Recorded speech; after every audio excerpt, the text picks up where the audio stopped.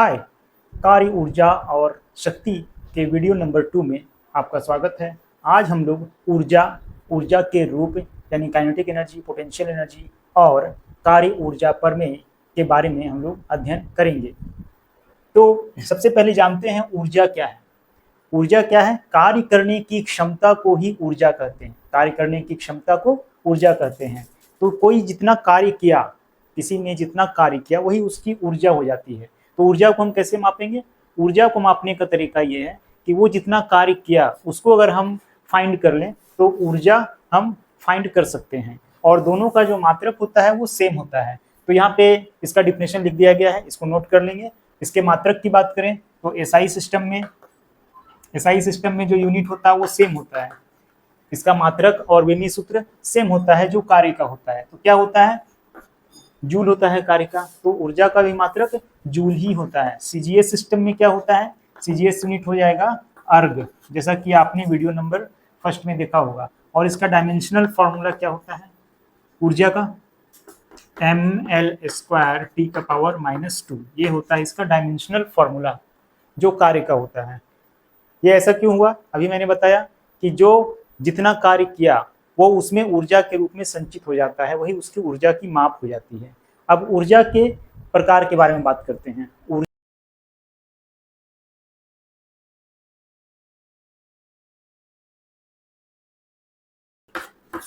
Types of energy. ऐसे तो ऊर्जा के बहुत सारे प्रकार हैं। रासायनिक ऊर्जा, विद्युत ऊर्जा, ध्वनि ऊर्जा, नाभिकीय ऊर्जा, चुंबकीय ऊर्जा, ये जितने सारे हैं वो सभी ऊर्जा के प्रकार हैं। लेकिन यहाँ पे हम लोग सिर्फ यांत्रिक ऊर्जा के बारे में बात करेंगे। तो यांत्रिक ऊर्जा जो है वो 2 प्रकार के होते हैं। यांत्रिक ऊर्जा, जिसे क्या कहते हैं इंग्लिश में? Mechanical energy. क्या कहते हैं? मैकेनिकल एनर्जी लिख लेंगे। और ये 2 प्रकार के होते हैं, काइनेटिक एनर्जी या गतिज ऊर्जा और पोटेंशियल एनर्जी यानी स्थितिज ऊर्जा।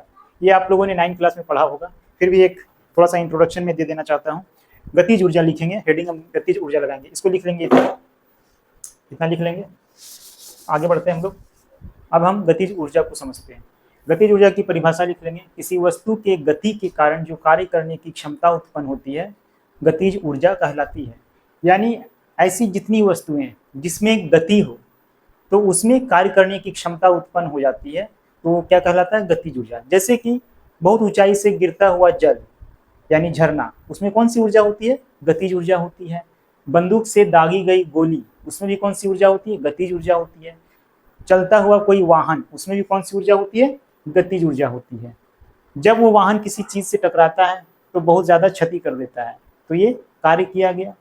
जब ऊपर से गिरता हुआ जल टरबाइन पे गिराया जाता है तो उससे कौन सी ऊर्जा उत्पन्न होती है? विद्युत ऊर्जा उत्पन्न होती है। तो ये सब कौन से एग्जाम्पल हो गए? गतिज ऊर्जा के एग्जाम्पल हो गए। अब हम इसके यूनिट के बारे में जानते हैं। जैसा कि पहले ही कहा कि जो कार्य का यूनिट है वही ऊर्जा का भी यूनिट है, वही गतिज ऊर्जा का यूनिट है, वही स्थितिज ऊर्जा का भी होगा। तो क्या हो जाएगा इसका? एसआई यूनिट जूल हो जाएगा। और इसका डायमेंशनल फॉर्मूला क्या होगा?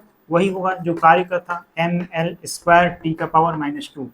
डायमेंशनल फॉर्मूला निकालना जानते होंगे, अगर नहीं जानते हैं तो पहले वाला मेरा वीडियो देखिए, उसमें मिल जाएगा ml² T⁻²। अब हम इसके फॉर्मूला के बारे में जानते हैं। फॉर्मूला बहुत पहले से आप लोग पढ़े होंगे, देखे होंगे।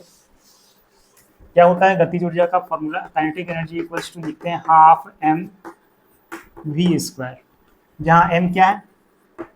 वस्तु का द्रव्यमान, और v क्या है?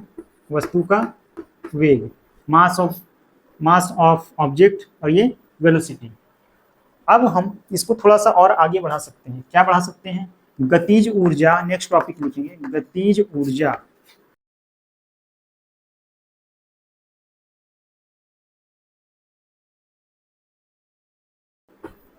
गतिज ऊर्जा और रेखीय संवेग में संबंध। रेखीय संवेग वही संवेग है जो mv होता है, यानी मास इनटू वेलोसिटी। तो क्या इन दोनों में कोई संबंध है गतिज ऊर्जा और रेखीय संवेग में?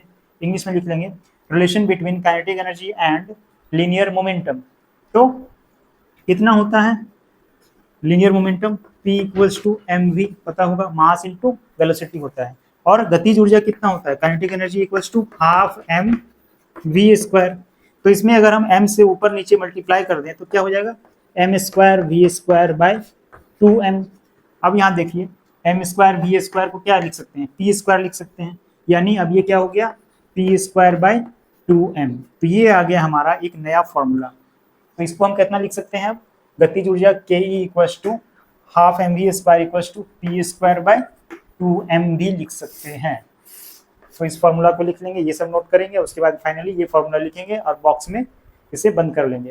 Kinetic energy equals to half m v square equals to p square by 2m। यहाँ पे देखेंगे काइनेटिक एनर्जी वेलोसिटी पे ज़्यादा डिपेंड कर रहा है और मोमेंटम पे ज़्यादा डिपेंड कर रहा है। ठीक है, एक न्यूमेरिकल क्वेश्चन करेंगे, लिखेंगे, इतना लिखने के बाद एक क्वेश्चन लिखेंगे। एक कार और एक बस का संवेग समान है, एक कार और एक बस का संवेग समान है, तो किसकी गतिज ऊर्जा अधिक है, तो किसकी गतिज ऊर्जा अधिक है।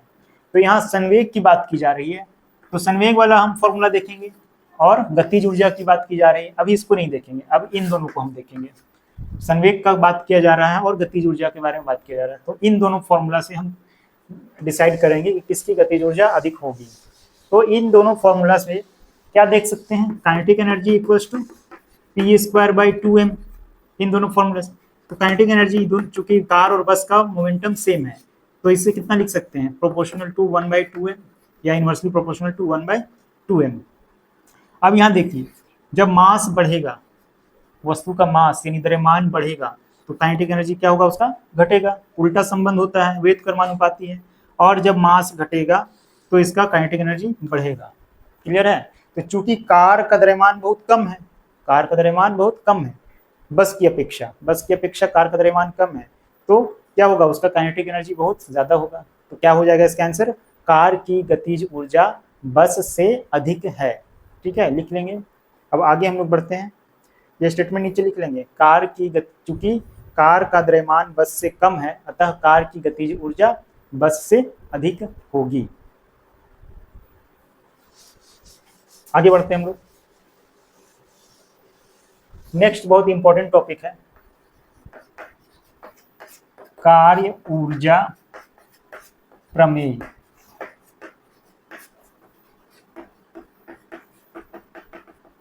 वर्क एनर्जी थ्योरम,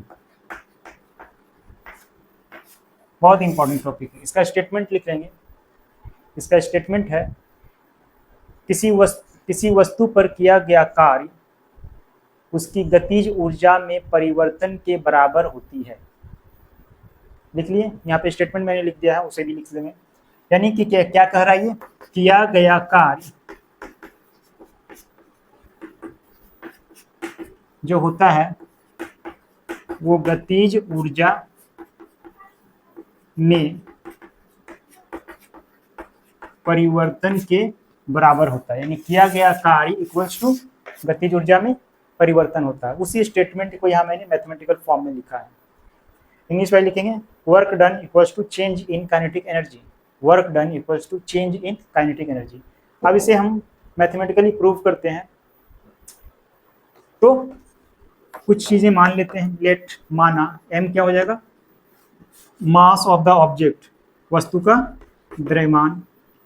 और क्या मान सकते हैं, u है उसका प्रारंभिक वेग। क्या है वो, प्रारंभिक वेग। पहले वो u वेग से चल रहा था, अब उस पर एक फोर्स लगा। वो फोर्स क्या है, बल F फोर्स लगा उस पर। ये इनिशियल वेलोसिटी लिख लेंगे। और जब उस पर फोर्स लगा तो उस पर एक्सेलरेशन हुआ, त्वरण, एक्सेलरेशन। तब उसका वेग कितना हो गया, v हो गया, जो क्या कहलाएगा, फाइनल वेलोसिटी, अंतिम वेग, फाइनल वेलोसिटी। बात समझे। एक वस्तु है जिसका द्रव्यमान m है, इनिशियली वो u वेग से चल रहा था, उस पर फोर्स लगा, एक्सेलरेशन हुआ और वो v वेग से गतिशील हो गया। और इस दरमियान उसने दूरी कितना तय किया, s क्या हो गया, तय की गई दूरी, डिस्टेंस। तो हम जानते हैं क्या होता है, F इक्वल्स टू, लिख लेंगे, F इक्वल्स टू ma होता है। ये इक्वेशन 1 मान लिया, ये पता है। F equals to m, Newton के द्वितीय नियम से ये सूत्र आता है। अब हम गति के समीकरण से जानते हैं v square minus u square equals to 2as होता है। V square minus u square equals to 2s होता है। तो यहाँ से हम अगर s निकालना चाहें तो कितना लिख सकते हैं, इसको नोट कर लेंगे वीडियो पॉज करके। s कितना हो जाएगा, v square minus u square by 2a लिख सकते हैं। ठीक है, अब यहाँ पे हमें क्या करना है, किया गया कार्य W इक्वल्स टू क्या होता है, एफ एस। जब कांस्टेंट फोर्स हो तो पिछले वीडियो में देखा था आपने कि फोर्स इनटू डिस्प्लेसमेंट होता है। जब दोनों का सेम डायरेक्शन होता है, फोर्स और डिस्प्लेसमेंट दोनों सेम डायरेक्शन में हो तो हम ये फॉर्मूला अप्लाई करते हैं। लेकिन जब वेरिएबल फोर्स होता है तो उसके लिए इंटीग्रेट करना पड़ता है। जो नहीं देखे हैं वो पिछला वीडियो देख लेंगे। तो F इंटू एस होता है। यहाँ F का वैल्यू क्या है, एम ए, तो एम ए लिख देते हैं। और S का वैल्यू क्या निकाला है, v square minus u square by 2a, a से ए कैंसिल हो गया। अब इसको कितना लिख सकते हैं, m v square, m common ले लेंगे या इससे मल्टीप्लाई कर देते हैं, तो m v square by 2 minus m u square by 2। What is m v square by 2, m v square by 2 is kinetic energy. Which energy, final kinetic energy. Then W equals to क्या हो जाएगा, अंतिम गतिज ऊर्जा, और यहाँ U है तो ये प्रारंभिक गतिज ऊर्जा। तो इसे कितना लिख सकते हैं, अंतिम गतिज ऊर्जा, अंतिम काइनेटिक एनर्जी। इंग्लिश में लिखेंगे फाइनल काइनेटिक एनर्जी माइनस प्रारंभिक इनिशियल काइनेटिक एनर्जी। तो यही तो मुझे प्रूफ करना था, ये प्रूफ करके दिखा दिया कि जो गतिज ऊर्जा में परिवर्तन होता है वो किसके बराबर होता है, किए गए कार्य के बराबर होता है। क्लियर। अब हम लोग गतिज ऊर्जा पे एक न्यूमेरिकल क्वेश्चन करेंगे। ये बहुत ही इंपॉर्टेंट क्वेश्चन है जो तुम्हारी परीक्षा में पूछा जाता है। न्यूमेरिकल क्वेश्चन यहाँ पे लिख दिया गया है। प्रश्न क्या है कि यदि किसी वस्तु के संवेग में 20% की वृद्धि हो जाती है तो उसकी गतिज ऊर्जा में कितने प्रतिशत की वृद्धि होगी। तो हम जानते हैं E और P यानी कि काइनेटिक एनर्जी और मोमेंटम यानी संवेग में क्या संबंध होता है, E equals to p square by 2m होता है। अब बोला जा रहा है कि उसका जो संवेग है वो 20% बढ़ जाता है, तो बढ़ने के बाद तो बदल जाएगा। तो नया संवेग जो होगा वो हम P डैश लिख रहे हैं। तो P डैश इक्वल्स टू क्या होगा, P प्लस 20% ऑफ P। इसका वैल्यू फाइंड करेंगे, P प्लस 20/100 इंटू P। तो यहाँ 5 हो गया, तो 5P प्लस P 6P/5। तो ये है वह हमारा नया संवेग का वैल्यू 6P/5। तो संवेग कितना हो जाएगा, सॉरी काइनेटिक एनर्जी कितना हो जाएगा, तो पहले था E, बढ़ने के बाद क्या हो जाएगा E डैश। तो E dash equals to P dash square by 2m। यहाँ पे वस्तु तो वही है इसलिए m और ये m दोनों सेम होगा। अब P डैश का वैल्यू कितना है 6P/5, तो इसका स्क्वायर करेंगे तो कितना हो जाएगा 36P square by 25 into 2m। अब ये देखिए P square by 2m, P square by 2m का वैल्यू कितना है E है, तो अब कितना लिख सकते हैं इसको 36/25 E लिख सकते हैं। यानी E डैश का वैल्यू हो गया 36/25 इंटू E। इतना नोट करेंगे, नोट कर लेंगे वीडियो पॉज करके। ऊपर वाला मिटाते हैं। हमें क्या फाइंड करने को कहा गया है, प्रतिशत वृद्धि किसमें, E में, यानी गतिज ऊर्जा में। E में प्रतिशत वृद्धि, इसका फॉर्मूला होता है बाद वाला माइनस पहले वाला बटा पहले वाला इंटू 100%। यानी कि जो भी भौतिक राशि होगी उसमें अगर प्रतिशत वृद्धि पूछा जाए तो क्या होगा, बाद वाला माइनस पहले वाला डिवाइडेड बाय पहले वाला इंटू 100%। तो E डैश का वैल्यू कितना है, अब इसको थोड़ा सा सॉल्व कर लेंगे। E dash by E minus 1 लिख सकते हैं इसको इंटू 100%। अब कितना लिख सकते हैं इसको, E डैश का वैल्यू कितना है 36/25, 36E/25 इंटू E। तो E से E कैंसिल, -1 इंटू 100%। लिख सकते हैं कि नहीं? अब ये कितना हो जाएगा, इसको सॉल्व करेंगे तो 36 माइनस 25 बाय 25 इंटू 100%। 36 माइनस 25 कितना हो जाएगा, 11 बाय 25 इंटू 100%। 25 4 जा, यानी कि कितना आ गया, 44%। तो ई यानी कि गतिज ऊर्जा में कितना प्रतिशत वृद्धि हो जाएगी, 44%। लिख लेंगे, समझ में आया? अब इसी तरह का एक क्वेश्चन मैं देना चाह रहा हूं, आप लोग इसे करेंगे, इसी तरह का क्वेश्चन करेंगे। यदि किसी वस्तु की गतिज ऊर्जा में यदि किसी वस्तु की गतिज ऊर्जा में 300% की वृद्धि हो जाए, 300% की वृद्धि हो जाए, तो रेखीय संवेग में वृद्धि ज्ञात करें। रेखीय संवेग में प्रतिशत वृद्धि ज्ञात करें। इसे आप लोग सॉल्व करेंगे, इसी से मिलता जुलता क्वेश्चन है, इसको सॉल्व करेंगे और कमेंट में मुझे आंसर भेजेंगे, और जो व्हाट्सएप से जुड़े हुए हैं वो मुझे व्हाट्सएप में भेजेंगे। Electron volt, electron volt electron volt क्या है, इसका परिभाषा लिख लेंगे सबसे पहले। एक इलेक्ट्रॉन द्वारा 1 वोल्ट विभवांतर पर प्राप्त की गई ऊर्जा इलेक्ट्रॉन वोल्ट कहलाती है। इसका अर्थ को समझेंगे। क्या होता है, जब हम पोटेंशियल डिफरेंस क्लास 10 में पढ़े होंगे, पोटेंशियल डिफरेंस जब अप्लाई करते हैं तो क्या होता है, इलेक्ट्रॉन्स मूव करने लगते हैं और उसी के कारण इलेक्ट्रिक करंट जनरेट होता है। तो यहाँ पे बोला गया 1 इलेक्ट्रॉन वोल्ट कितना होगा, 1 इलेक्ट्रॉन वोल्ट, इसको इस तरह से लिखेंगे, small e capital v, e for electron, v for volt. तो 1 इलेक्ट्रॉन वोल्ट कितना होगा, तो 1 इलेक्ट्रॉन पे कितना चार्ज होता है, 1.6 इंटू 10⁻⁻19 कूलम होता है। और वोल्ट कितना, कूलम वोल्ट। और इसी CV को ही क्या लिख सकते हैं, जूल लिख सकते हैं। 1.6 इंटू 10⁻⁻19 जूल, यानी 1 इलेक्ट्रॉन वोल्ट कितने जूल के बराबर होता है, 1.6 इंटू 10⁻⁻19 जूल। यहाँ पे आपको एक बात समझ में नहीं आएगा कि CV यानी कि कूलम वोल्ट, कूलम क्या है, एक इलेक्ट्रॉन पे जो चार्ज होता है वो कूलम होता है, आवेश का मात्रक चार कूलम होता है, और वोल्ट का मात्रक वोल्ट का मात्रक V होता है। ठीक है, ये V पहले से है। तो CV को हम जूल कैसे लिख दिए, थोड़ा सा हम क्लास 10 में ले चलेंगे आपको। विभव या विभवांतर क्या होता था, याद है, विभव किया गया कार्य, इसको हम समझा रहे हैं अभी। CV को जूल हम कैसे लिख दिए, किया गया कार्य, इंग्लिश में वर्क डन डिवाइडेड बाय आवेश, चार्ज होता है ना जी, वर्क डन बाय चार्ज।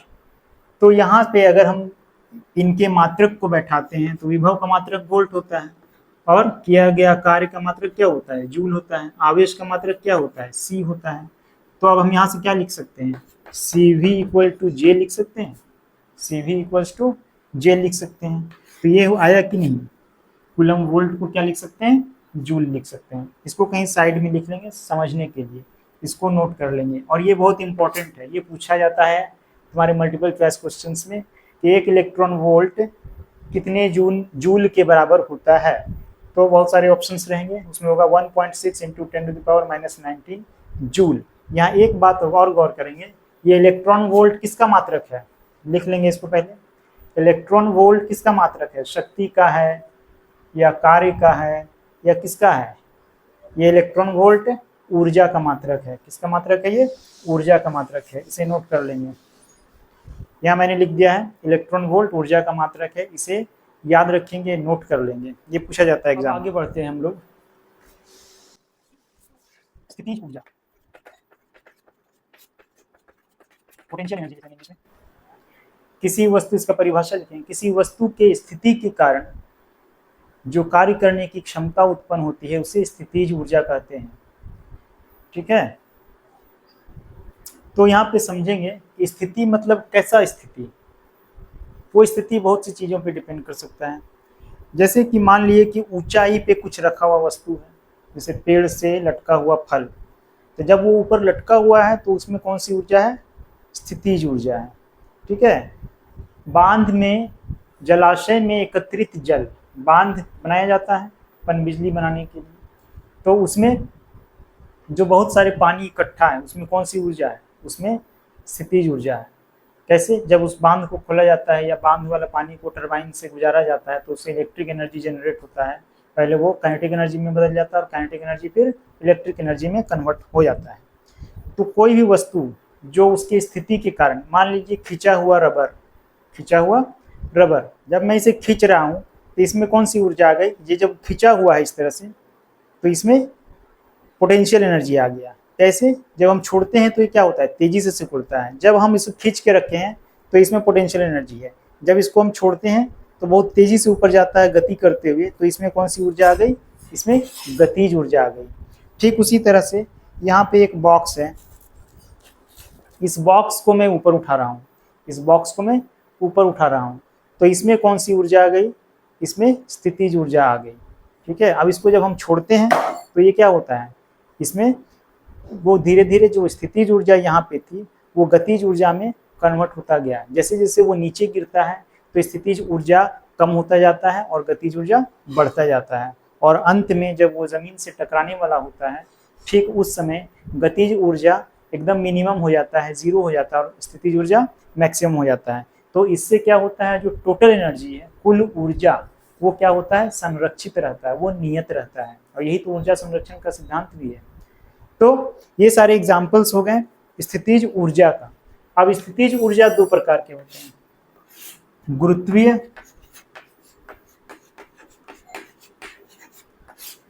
स्थितिज ऊर्जा, स्थितिज ऊर्जा, और प्रत्यास्थ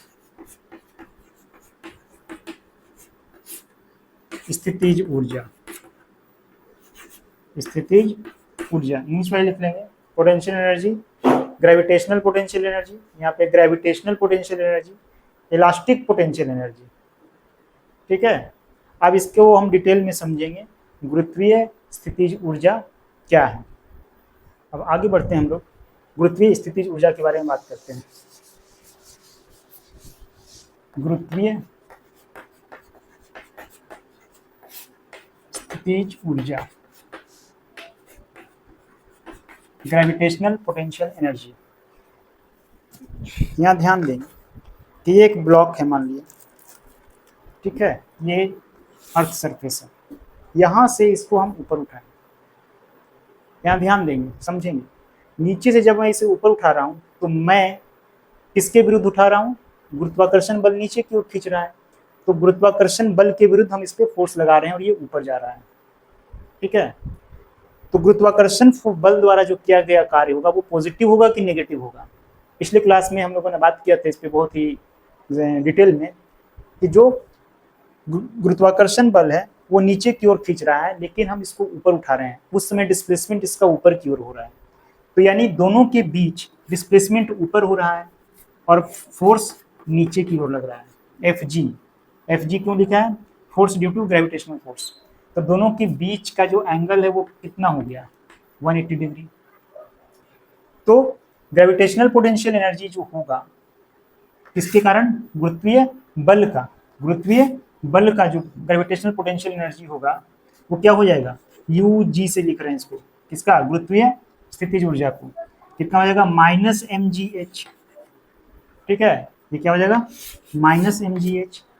अब हम जब इसको ऊपर उठा रहे हैं, मेरे द्वारा किया गया कार्य क्या होगा, वो पॉजिटिव होगा, क्योंकि हम इसको ऊपर ले जाना चाह रहे हैं और इसका डिस्प्लेसमेंट भी ऊपर ही हो रहा है, फोर्स भी ऊपर, डिस्प्लेसमेंट भी ऊपर, यानी दोनों के बीच का एंगल कितना डिग्री हो जाएगा, उस समय 0 डिग्री हो जाएगा। तो मेरे द्वारा यानी आरोपित बल द्वारा किया गया कार्य क्या हो जाएगा, उस समय एम जी एच हो जाएगा, और वही उसमें क्या हो जाएगा, गुरुत्वीय बल उसमें समा जाएगा, W equals to m g h. ये क्या है, आरोपित बल द्वारा किया गया कार्य, पहले ये लिख लेंगे, आरोपित बल द्वारा किया गया कार्य